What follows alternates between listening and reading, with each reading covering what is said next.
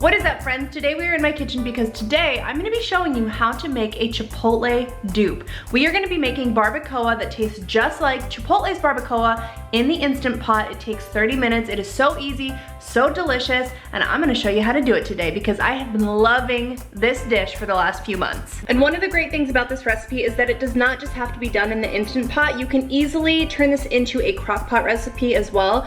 So I'm gonna show you everything that you're gonna need, how we're gonna cook it, and you are going to make this. Your family's gonna love it. They're gonna think you need your own cooking show on the Food Network channel. You're going to need 1 medium onion that we are going to dice.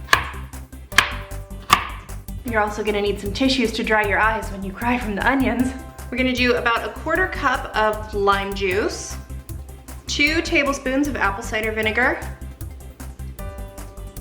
You will need 1 tablespoon of tomato paste. You will also need 2 teaspoons of salt. I like to use the pink fine Himalayan salt. 2 teaspoons of oregano, 2 teaspoons of chipotle powder, but I don't have that on hand, so I'm going to do chili powder instead. 1 tablespoon of cumin, and 1/2 teaspoon of clove. You are also going to need 6 cloves of garlic, but because I don't mind if my breath is rank, I like to use more than 6, and if you don't have garlic cloves on hand, you can use garlic powder, which is what I'm going to do today. You're also going to need about 3/4 cup of orange juice. I like to use fresh oranges, but if you don't have fresh oranges on hand, you can totally use store-bought orange juice. That's just as fine as well. And now we get to work on my least favorite part, which is chopping up a hunk of meat. You are gonna wanna cut the beef into cubes because we are going to sear it before we add it to the Instant Pot or crock pot, whichever method you are choosing to use. Okay, we are going to put this here heavy pan of meat. We're gonna move all the meat into the Instant Pot. There's nothing else in it right now, but we're gonna layer the meat on the bottom first. So if you are doing this in a crock pot, the only difference is that you are going to cook it a little bit longer. This whole process is going to take about 30 minutes in the Instant Pot.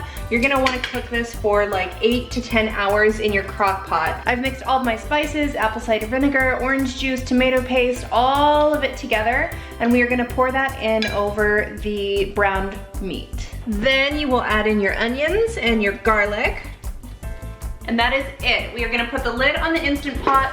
We are going to plug it in because that will help in the cooking process.